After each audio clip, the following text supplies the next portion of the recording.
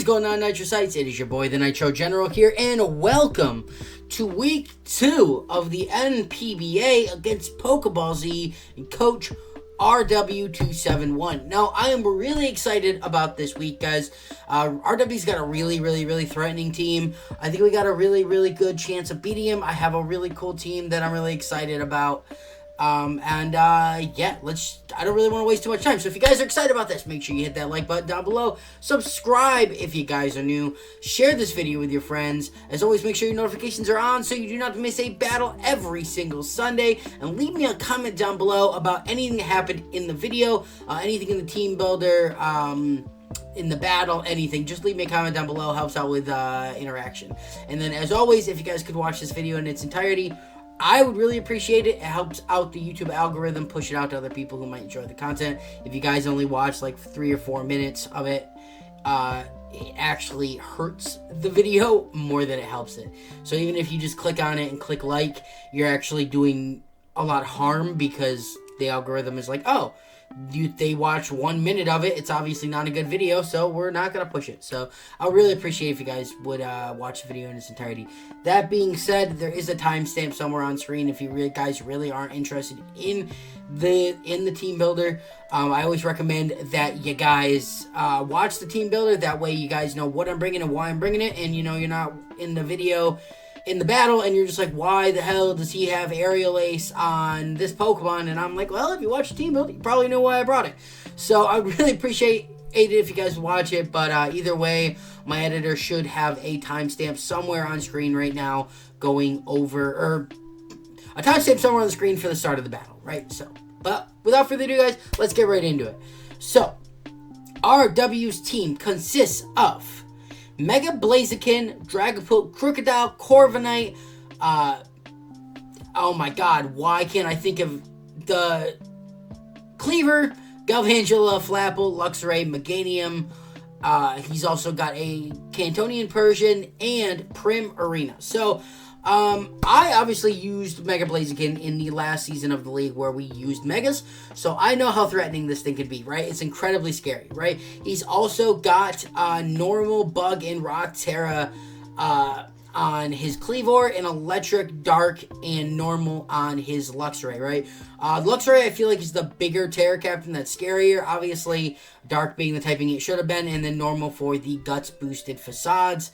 But hey, you know, I don't know why he went Normal on Kleavor. I'm not sure what the point of that is, but it might be just to have might be just to avoid like a Rapid Spin. Like if he sets Rocks up with Stone Axe, and then he could Terra Normal to avoid. Actually, no, it would be Terra Ghost that would avoid Rapid Spin. I don't know why I don't know why he went Terra Normal, right? He probably has a reason, but I don't know. And then obviously his 2 stabs, which honestly I really feel that in draft, I feel like it's almost better to have 2 of your Terras be the stabs. So he's also got Sticky Web's potential and Volt Switch with Galvantula, which is scary. Intimidate with Crocodile, and you guys know how physically offensive our team is. Dragapult can be physically or especially offensive. Primarine is good.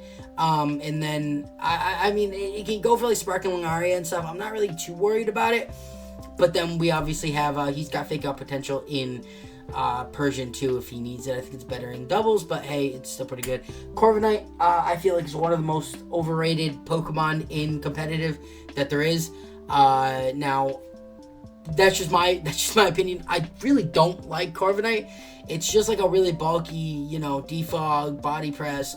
I've used it once or twice. I don't think it's as crazy good as everybody else does. So, you know, I think it's extremely overrated. But hey, you know, people still have really big success using it. So, the first Pokemon that we are bringing is Melemetal. We are bringing Acid Armor Melemetal, guys. I'm actually super excited about this, right? His team is very physical, right? He does have Pokemon that are special, like he does have Galvantula, I think Meganium, Prim, and then he could run Special Dragapult.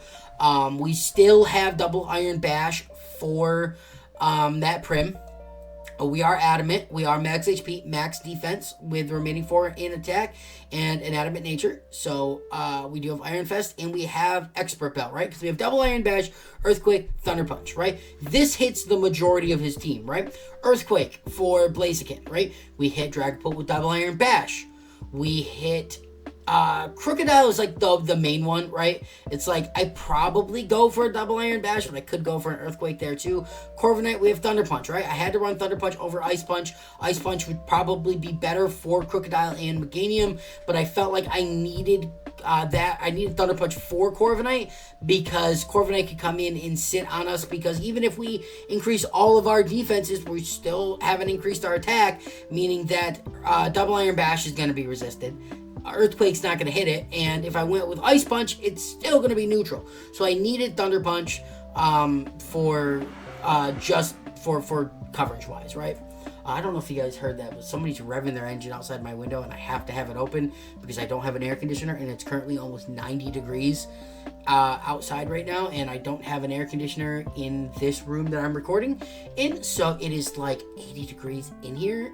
It's like, and I'm like sweating so bad, so I have to have my window open for just a little bit of cross breeze.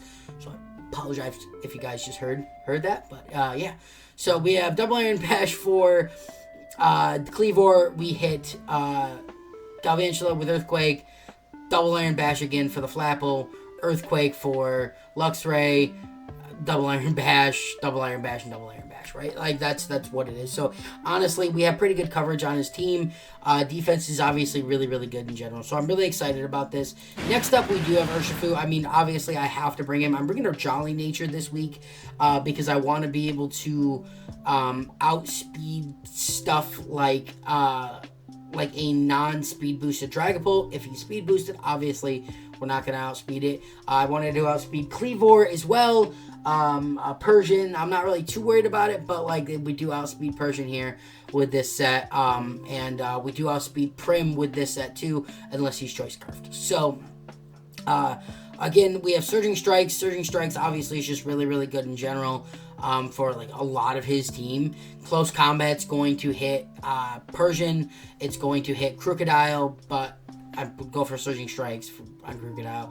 It also hits a normal or rock Terrad Cleavor and a dark or normal Terrad Luxray as well. And then we do have U-Turn to just kind of, because we are really fast against a lot of his mons. U-Turn obviously hits Crocodile, and it's just good for momentum as well. And then Aqua Jet, just in case we need to pick something off like a Blaziken, and he is like, we are Life Orbed with 252 EVs in attack, so we are still going to be doing a lot of damage even with Aqua Jet. So even if his Blaziken's just low, if he's speed boosted up, that way we can just Aqua Jet and KO it. So next up, guys, we are bringing a Fire Terra Marowak, a lone Marowak. I'm super excited about bringing Kiawe, guys.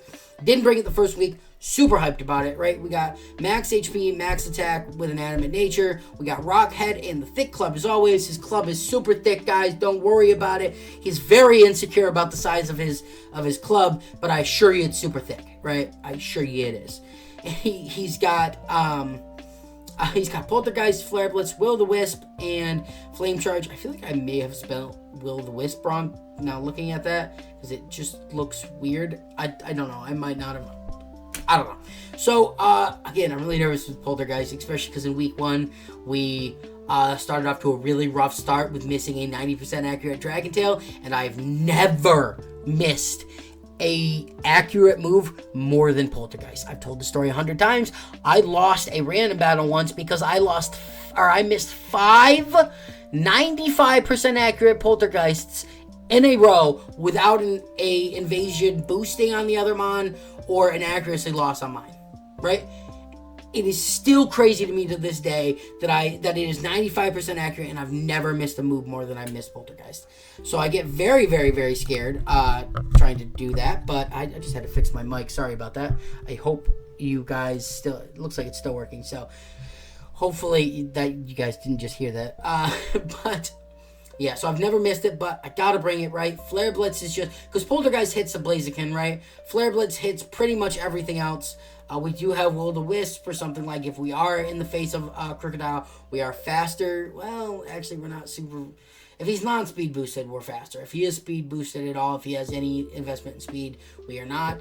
But Willow might be good against that, as well as maybe on the Corviknight. Could be good as well against the Cleavor. So then we have Flame Charge. I don't think I'm going to click this, but I thought it would kind of be cool, especially against like a speed boost mon like Blaziken. If I can Flame Charge to get the KO on something and start to get a little bit of speed boost, that'll help us outspeed stuff like Crocodile and other mons that might be kind of cooled out speed. So next mon we're bringing, guys, we're bringing Levani off the bench. I'm super excited about this too.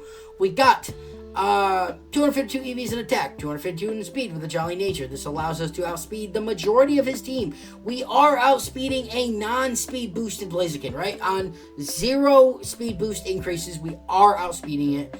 We do have the Focus Sash. That way we can take a move from Blaziken. We can take an Aerial Ace or Brave Bird from Corviknight. We can take a whatever move from anything. We can take one and set up the Sticky Webs. We have Leaf Blade for the Crook. We have Aerial Ace for the Blaziken. So Blaziken is out. I can click Aerial Ace on that. I thought that was kind of cool tech. Obviously, it's not going to be doing a lot of damage. Blaziken's not super bulky, but this is obviously not boosted in any way. But I just thought it was kind of cool tech. It'll be doing a little bit more than Leaf Blade.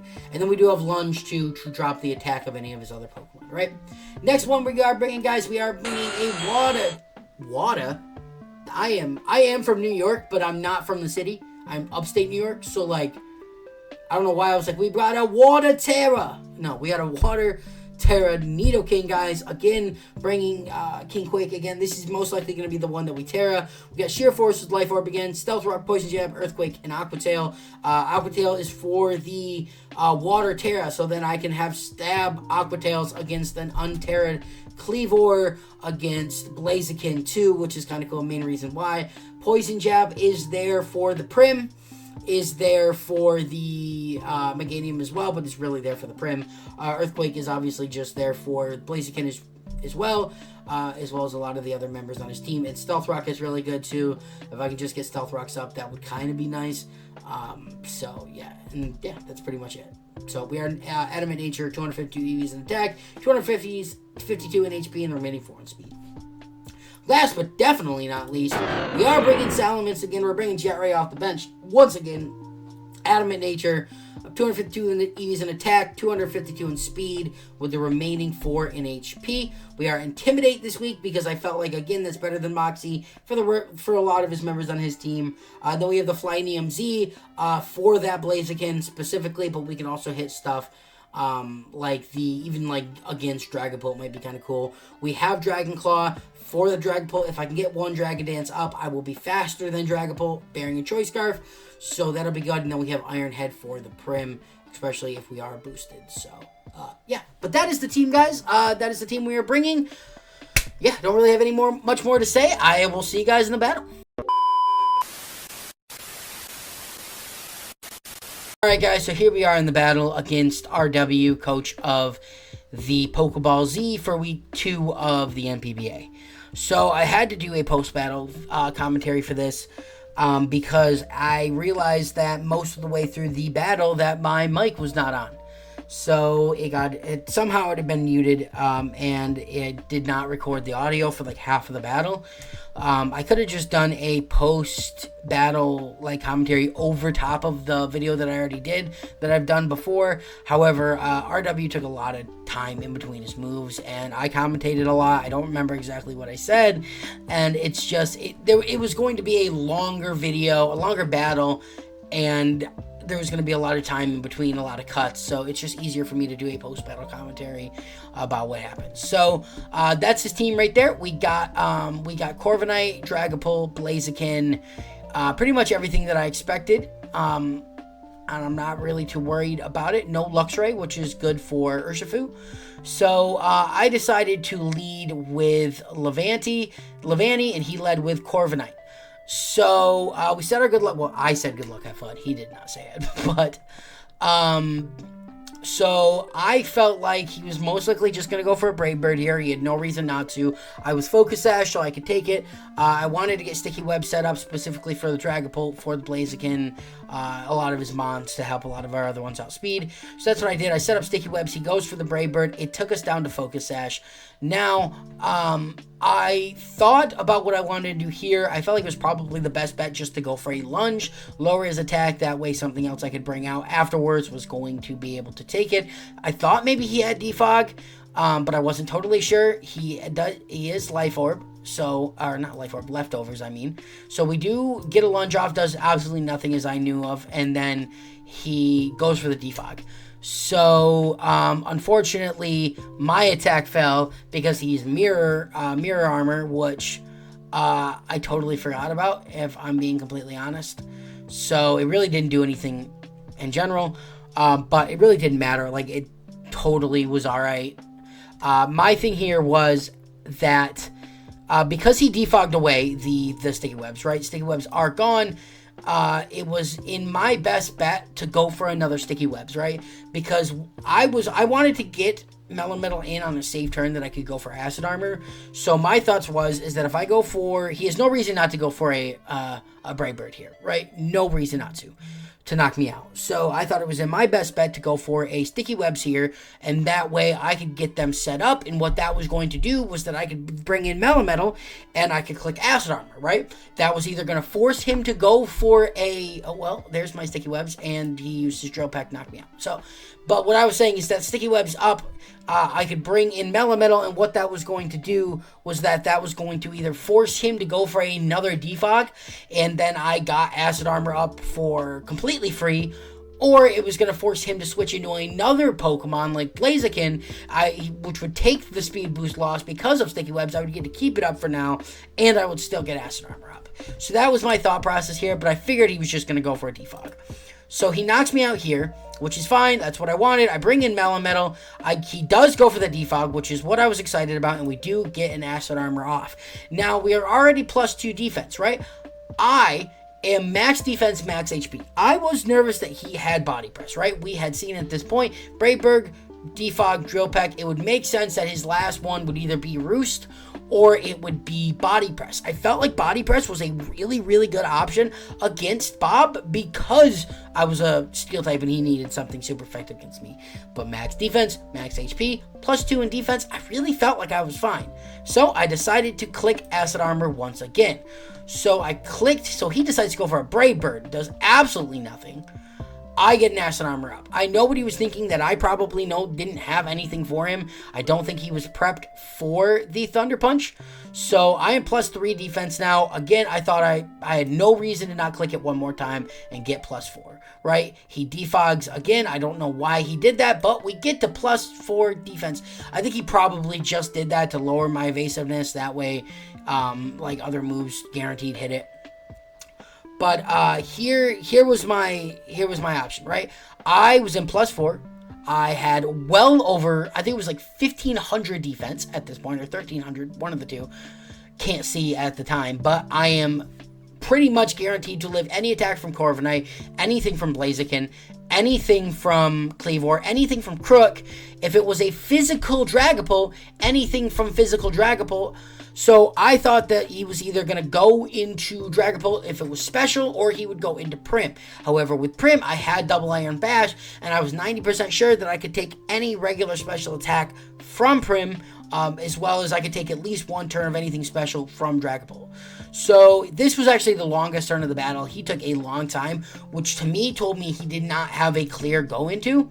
So he decided to go into Cleavor here, right? I was able to get a Thunder Punch off. Didn't do a lot, right? He is faster. He was able to get a close combat. Still does nothing. Drops his defenses. I go for Double Iron Bash. Cleavor is gone. At this point, I am convinced that because he didn't go into one of his possibly special attacking mons, that I had the sweep here, right? I had the 5-0 sweep with Melemetal. I was super excited. I was like, there is no reason, right? He didn't go into Dragapult. He didn't go into Prim, both special attackers. He went into Cleavor for some reason. I was like, there is no reason. That obviously he doesn't have anything, and I win, right? So then he goes into Prim here. So I was like, all right. I was fairly certain that even though my special defense is donkey doo-doo, we had enough to withstand a non-choice spec like Hydro Pump. I thought maybe. But then he uses his Z move, which I totally forgot about it. The Oceanic Operetta, and he KOs me. So I was really upset because I feel like he should have just went into that on the next, like he should have just went into that in general, but he would have been right after I KO'd. Actually, no, he probably did not. I mean, maybe he was prepping for Thunder Punch, but he would have taken a little bit of damage, but he would have outsped. It would have been in his best bet to just go Primarina. I don't think I killed with one Thunder Punch. So, because I did not have really any investment except for 4 EVs in my attack. I was adamant, but... So, I am now upset because looking at Primarina, it KOs every member of my team, right? Water KOs my Untered Nidoking and Marowak, right? And Fairy KOs my Salamence and my Urshifu. So, did I have the wrong Urshifu? Why does that say Fighting Dark? I don't think I did. That's weird. So I go into Nidoking here. And I was like, alright, I'm going to Terra Water. I'm going to click Poison Jab, right? I felt like maybe he would just go for another water move here. But he switches out into Corviknight. So I Terra Water, go for a Poison Jab, and it's immune, right? I could have just went for another one of like Aqua Tail or something. However, I thought that there was not, like, I really thought he was just going to stay in with Prim and go for another water type move. But maybe he was anticipating the Terra Water. I don't know. So now I can go into Salamence here. I felt like that was good for any move that he went for. So we get the Intimidate, but because of Mirror Armor, it bounces it back to us, which really sucks. He goes for Brave Bird. That does way too much damage. I go for a Dragon Dance here to get my speed back up and to get back to neutral speed. He goes for Brave Bird again. I decide to go for, was it one more Dragon Dance? No, I go for my Z move here, and I go for the Supersonic Sky Strike, thinking that it would do more. It doesn't. So then he gets the KO on Jet Ray. I should have went for another Dragon Dance, but I don't think that would have mattered. So there is that. I go into Marowak because now I had no reason not to. And I wanted to click Flare Blitz here, but I knew that if he went into Crook, or Dragapult, that it would not be, or Prim, that it would not be good. So I decided to go for a Poltergeist. So he does go into Crook, lowers my attack. I was able to go for a Poltergeist, still does a decent chunk, right? So I decide now to switch back in to go into Nidoking. Once again, he goes for Darkest Lariat, which sucks because I was hoping he went for a ground type move, but he went for Darkest Lariat, does a decent amount of damage. I go for an Aqua Tail here. He goes down to 6. He takes me down. I get Poison Jab. Or no, I went for Poison Jab because I thought he was going to switch out into Prim. But he is poisoned now. We do go down to, I don't know why Poison Jab, was I not? Oh, I didn't switch it to Sheer Force. I'm looking at that. I never switched that to Sheer Force. But it is what it is. So I bring in Urshifu. So now it shows the water one. It must have just been the dark one for the placeholder. Or maybe that's why it had the asterisks. So now I am down to 2. Oh, I'm like, I've lost this battle, right? There's nothing I can do. I decided it's my best bet. I am Life Orb, so I was like, I just need to go for Surging Strikes here. So we do get the KO on the Crook, which is really, really, really good in general. He goes into Corviknight. I wasn't confident that my Surging Strikes killed, so I decide to go into Marowak here.